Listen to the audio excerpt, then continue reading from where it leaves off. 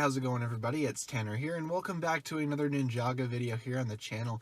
In today's video I wanted to go ahead and tackle the entirety of the Ninjago TV show timeline, and let me specify this is not looking back at the entirety of the history of Ninjago, as I've already done a few videos covering that. Rather, this video will be focusing on the actual TV show itself and how to watch it all from beginning to end if you really want to go ahead and watch everything, chronologically as it happens. Of course, there are a lot of things in the TV show universe that are canon that do not actually have, physical episode forms, and I'll be listing off those as well. Basically, everything that's canon to the TV show I'll be listing off in this video, and it should be a pretty good time. This video is mainly designed for people that want to watch Ninjago from the beginning to end in chronological order, or if you're new to the series and you want to get into it and have no idea how to actually watch it. Of course, you could watch it traditionally, but there are a lot of other things sprinkled in throughout there that you kind of want to watch as it is.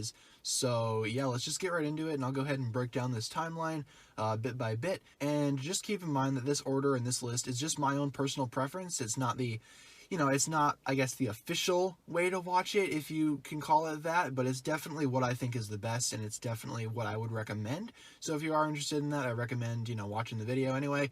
And without further ado, let's go ahead and jump right into this timeline.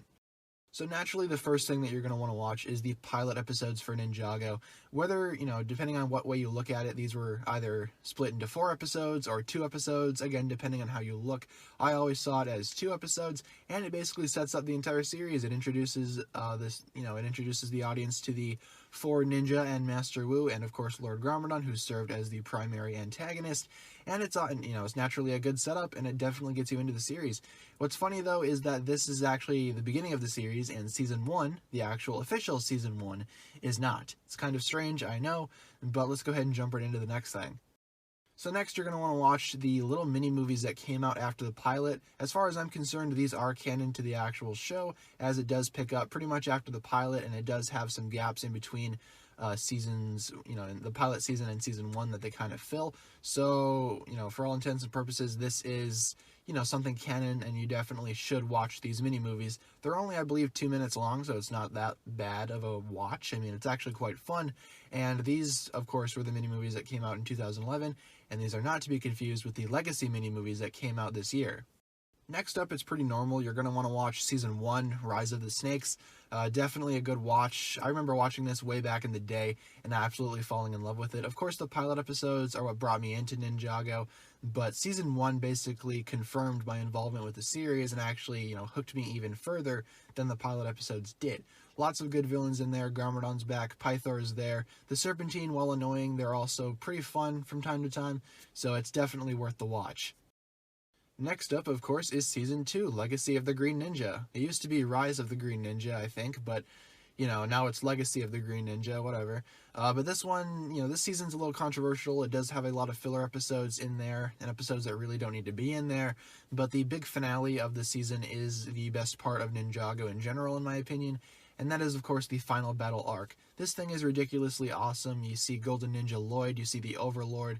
Basically, everything in Ninjago's history gets clumped together into one, and it's a really good time, and I definitely recommend it. Next up, you're going to want to watch the Ninjago Legacy short, Green and Gold. So this short, while it may not be entirely canon, it does give an explanation as to where the Ultra Dragon went, and it kind of bridges the gap in between seasons 2 and 3.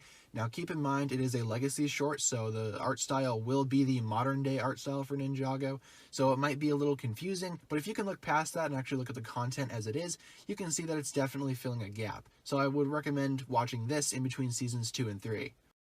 Next in the timeline, it's actually pretty normal for a while. You have Season 3, Rebooted. Definitely awesome. Overlord's back. Zane's the main ninja. It's only 8 episodes, so it's not like it's that long, but it's really cool, and I really do like this arc. Next up, you have Season 4, the Tournament of Elements.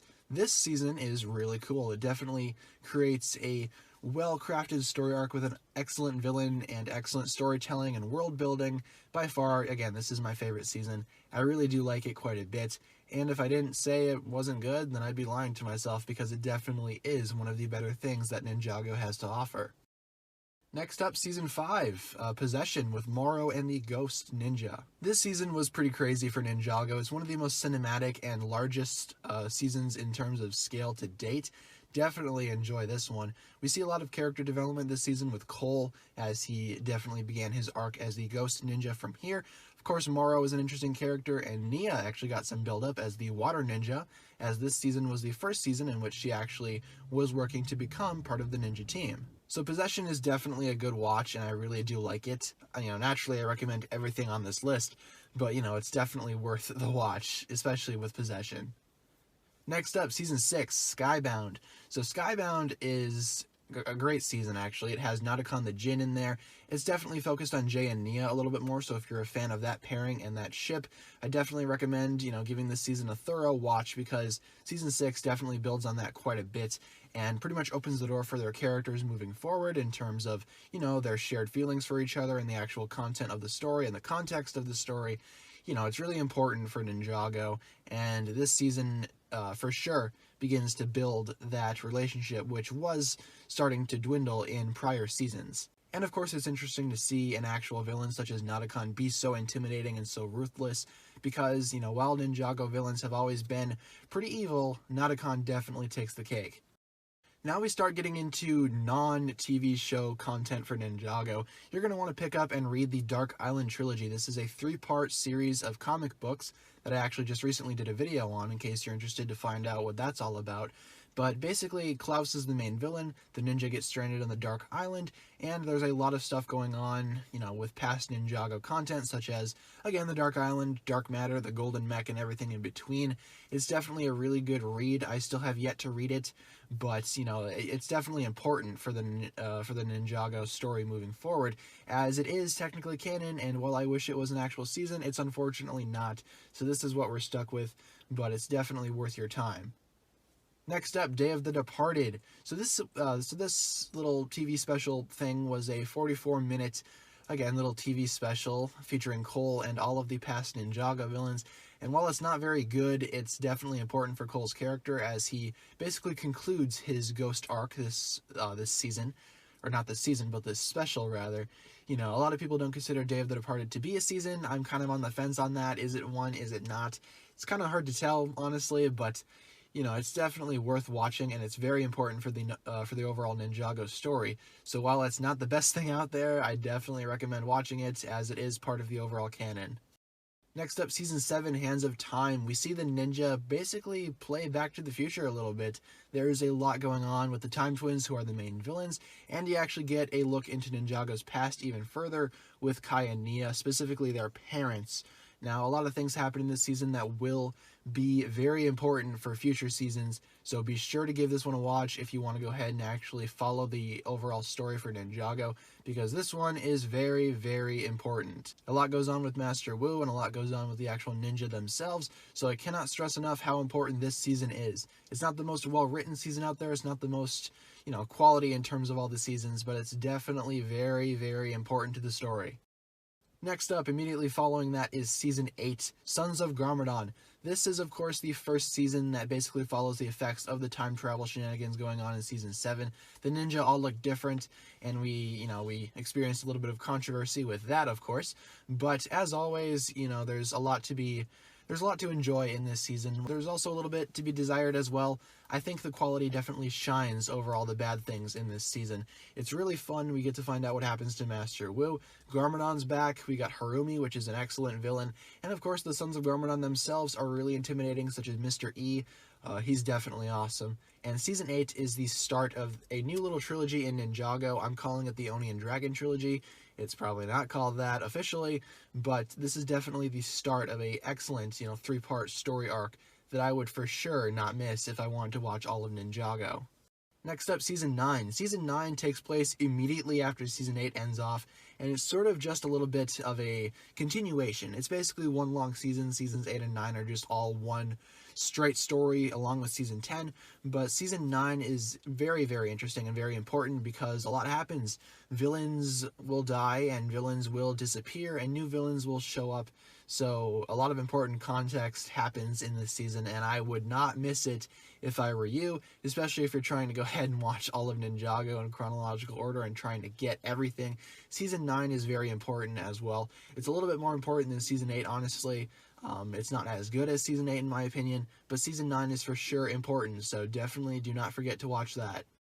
Next up, you're going to want to watch a few of the Ninjago Legacy shorts. We mentioned one earlier in the video, and not all of the Legacy shorts are actually canon to the TV show, but what you're definitely going to want to watch of these Legacy shorts that are canon as far as I can tell are Weekend Drill and Master Class. Weekend Drill basically has Cole finding his Earth Driller again and getting it back, and he does have it in Season 10, so we know that this is definitely canon. And we have Master Class, which is basically Master Wu training the ninja back at the new monastery, which they rebuilt in between Seasons 9 and 10. This one is very important as well. You know, they're not as important naturally, they're kind of just little side stories as other as opposed to other Ninjago full-on seasons or specials, but they are really important in my opinion because they do build bridges in between gaps in the seasons.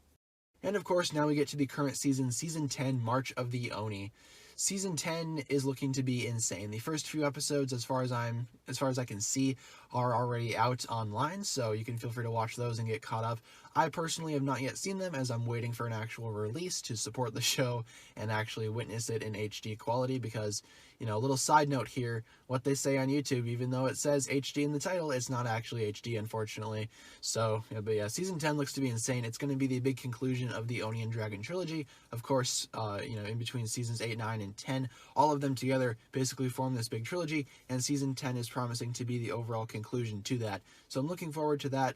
And as of this point, that is the last thing that you're going to have to watch in the entirety of the Ninjago timeline if you're going chronologically.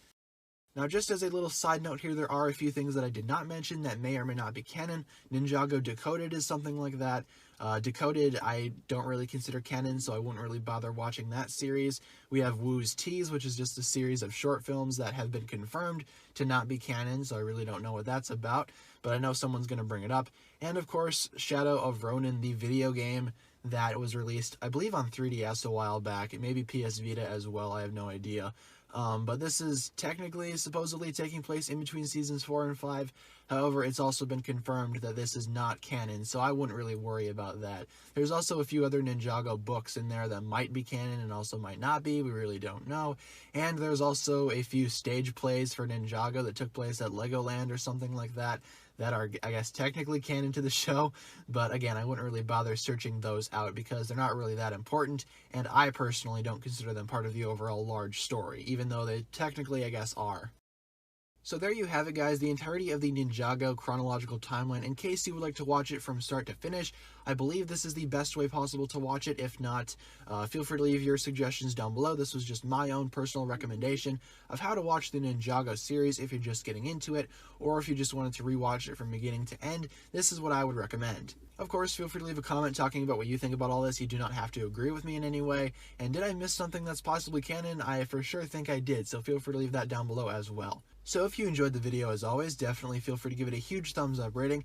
And of course, remember to hit the subscribe button if you've not done so already. Once again, guys, the comment section is there for the various discussions that you would like to have regarding this topic, or if you just had a comment of a general nature, that's fine as well. Thank you so much for watching once again, guys. My name is TannerFishies, and with that, I bid you farewell.